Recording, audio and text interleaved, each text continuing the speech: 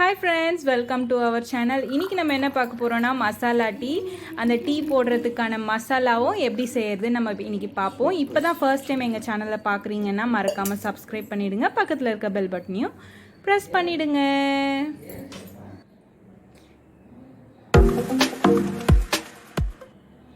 First வந்து ஒரு 4 சுக்கு எடுத்துக்கோங்க. இந்த அளவுக்கு அதை லைட்டாக சீவி எடுத்துக்கோங்க. மேலே இந்த மாதிரி லைட்டாக சீவினா போதும்.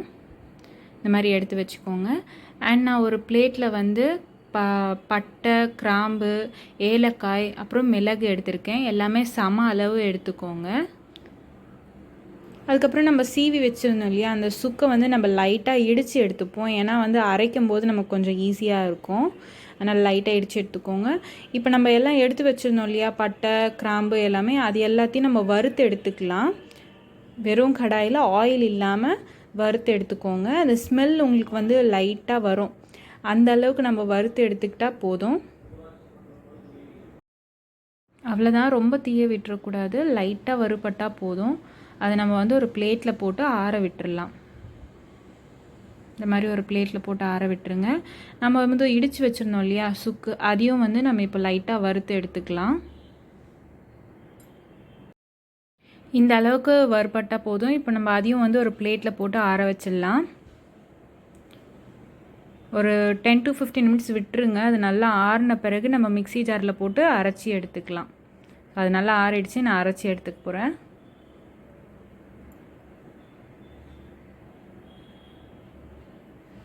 ஒரு 3 ஸ்பூன் சர்க்கரை ஆட் பண்ணிக்கோங்க. நல்லா அரைப்படுறதுக்காக நம்ம இதை ஆட் பண்ணுறோம். நான் இதை ஃபுல்லாத்தையும் அரைச்சிட்டு நான் உங்களுக்கு காமிக்கிறேன்.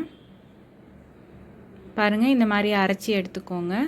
அவ்வளோதான், நம்மளோட மசாலா வந்து ரெடி. டீக்கான மசாலா ரெடி ஆயிடுச்சு. இது ஒரு நல்ல ஏர்டைட் கண்டெய்னரில் போட்டு நம்ம ஸ்டோர் பண்ணி வச்சுக்கலாம். ஒருத்தருக்கு போடணும் அப்படின்னா நீங்கள் இதுலேருந்து 1/2 ஸ்பூன் எடுத்து ஆட் பண்ணிக்கிட்டால் போதும் டீ போடுறதுக்கு.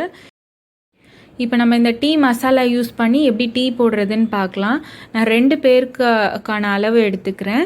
நான் வந்து 1.5 கிளாஸ் பால் எடுத்திருக்கேன். அண்ட் 1/2 கிளாஸ் வந்து தண்ணி ஊற்றிக்கிறேன். நாங்கள் கொஞ்சம் திக்காக குடிப்போன்றதுனால இப்படி எடுத்திருக்கேன். நீங்கள் வேணால் 1 கிளாஸ் பால் 1 கிளாஸ் தண்ணி ஆட் பண்ணிக்கலாங்க. அண்ட் நான் ஒரு 4 டீஸ்பூன் வந்து டீ தூள் ஆட் பண்ணிக்கிறேன். சின்ன டீஸ்பூனில் ஆட் பண்ணியிருக்கேன்.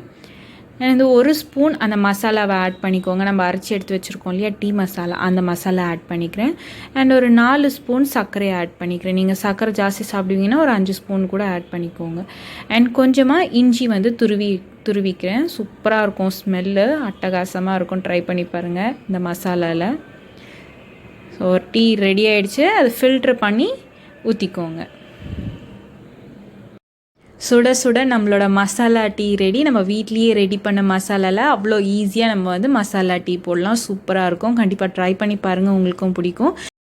இந்த மசாலா டீ உங்களுக்கு பிடிச்சிருந்துச்சுன்னா கண்டிப்பாக லைக் பண்ணுங்கள், சப்ஸ்கிரைப் பண்ணுங்கள், பக்கத்தில் இருக்க பெல் பட்டனையும் ப்ரெஸ் பண்ணிவிடுங்க. தேங்க்யூ ஃபார் வாட்சிங்.